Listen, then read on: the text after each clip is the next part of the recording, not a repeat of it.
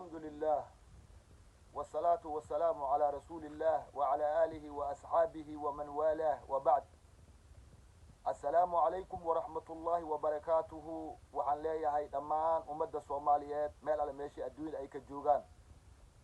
إلهي سبحانه وتعالى وعن كبرينا إن كنولانو عبادة صوبا عافمات خب نبت بش برواخو intaas kadib qofka idinla hadlaayo ciddi muuqaalkayga garanayso waa nabadoon mixdaar shariif maxamed mixdaar oo ku magac dheer baaba sayid ahna nabadoonnada asharaaf ee magaalada london gaar ahaan galbeedka magaalada london. waxaan rabaa meeshaan inaan fariin iyo salaan gaar ah ugu diro walaalahayga ahlulbanaadiri meel alle meeshii adduunyada ay ka joogaan. ahlulbanaadiri walaalayaal waa idin salaamay. annagu waxaynu nahay dad ahlulbanaadiriyaan nahay, ashraaftana way ka mid tahay, banaadirina yacni dhammaan waan isgaranaynaa. ashraaftuna waxay ka mid tahay ahlulbanaadiriga, qabaa'ilka ugu waaweyn ee banaadirigay ka mid tahay oo ixtiraam iyo sharafna ku leh.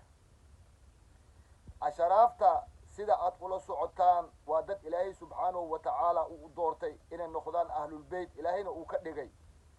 ilaahay subxaanahu wa tacaalana uu karaameeyey maadaama ay ka soo jeedaan faracii nabigeena suubanaa salawaatu rabbi wasalaamuhu caleyh. ashraafta soomaalidu way karaamaysaa, adduunkao dhan waa laga karaameeyaa. soomaali caadi iyo dhaqan bay ulahaan jirtay, banaadirigana yacni si ka daran bay yani sidaas iyo si ka daran bay ashraaf u ixtiraami jirtay, lianna waa isla degnaa annaga. ashraafta waxaad oola socotiin walaalayaal sida taariikhda soomaalida ama dhaqanka soomaalida ay tahay. haddii meel laiskugu yimaado, soomaali oo dhan ay isku timaado, banaadirna ay ku jirto, oo dad waaweyn culumo iyo dad waaweyn odayaal meesha ay joogaan, haddii cunug yar ashraaf ah meesha uu ku jiro, markii ay amuurtu dhammaato waxaa la dhihi jiray hala duceeya. markii la dhaho waxaa la dhihi jiray cunug ashraafa meeshaan fadhiya ahlulbeyt ah asagoo fadhiya, annaga ma ducayn karno, cunugiya la dhihi jiray daceey. sharaftii ashraaf saasay ahaan jirtay, waana waa mid uu ilaahay subxaanahu wa tacaala uu siiyey. laakiin walaalayaal waxaan aragnaa ayaamahan dambe, waxaan la hadlaa reer banaadir, walaalahayga reer banaadiraan la hadlaa. ayaamahan dambe waxaan arkaa haddii aan nahay anaga ahlulbanaadir in dad reer banaadiri ah arrintii sidaas ahayd, xishmaddii iyo karaamadii ahlulbeytka ay lahayd, ay xoogaa ay iloobeen oo ay meel ugu dhacayaan. waxaan aragnay nin banaadiri ah oo haddana meesha aan magaciisa ka sheegayo hadduu ilaahay ka raali noqdo, oo banaadiri ka soo joogo oo ah ka mid ah qabaa'ilada banaadiriga ah, oo ashraaftana ay cizeyso, oo ahludiin ahaan jiray aan ahaa jireen, oo qabiilkaasi oo reer fakhi ah.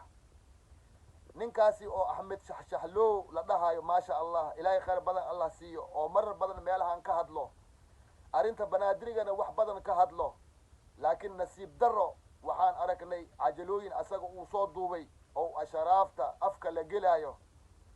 walaal ka mid ah ashraafta, walaalo ka mid ah uu aflagaadeenaayo, uu yacni wax kale ku sheegaayo, ashraaf dhexdeeda uu kala saarayo. walaalayaal taasna yacni wax fiican ma aha. ilaahay subxaanahu wa tacaala qur'aankiisa waa noogu sheegay arrimahaas oo kale. nabigeena calayhi salaatu wasalaam waa noo sheegay in qofka walaalkaaga ah cirdigiisa ama sharaftiisa ama wax yacni adiga aad lagu dirsan inaad faraha geshatid, waxaas wax fiican ma aha. walaalkayga axmed shaxshaxlow waxaan leeyahay khayr badan allah ku siiyo. waxaan ku leeyahay arrimaha ashraafta gaarka u ah annaga noo dhexeeya, arrimaheena daakhiliga ah, walaalow ha soo dhexgelin. annaga haddaan ashraaf nahay, annagaa isgaranayno, annagaa ashraaf isla waxyaalihii yaryar naga dhexeeyo annagaa dhammaysan karno. annaga ma u baahani cid bannaanka ka imaada inay waxyaalaheena annaga arrimaheena danteena inay noo meeriyaan. annaga ma u baahani. annaga ashraafaan nahay. ashraaf odayaalay leedahay, ashraaf waxgarad bay leedahay, ashraaf culumay leedahay, ashraaf wasiiray leedahay, ashraaf xildhibaanay leedahay, ashraaf ciidan bay leedahay. ashraaf danteeda ayadaa ka adag, ayadaa dhagaysan karto, ayadaa dhammaysan karto, ayadaa ka hadli karto.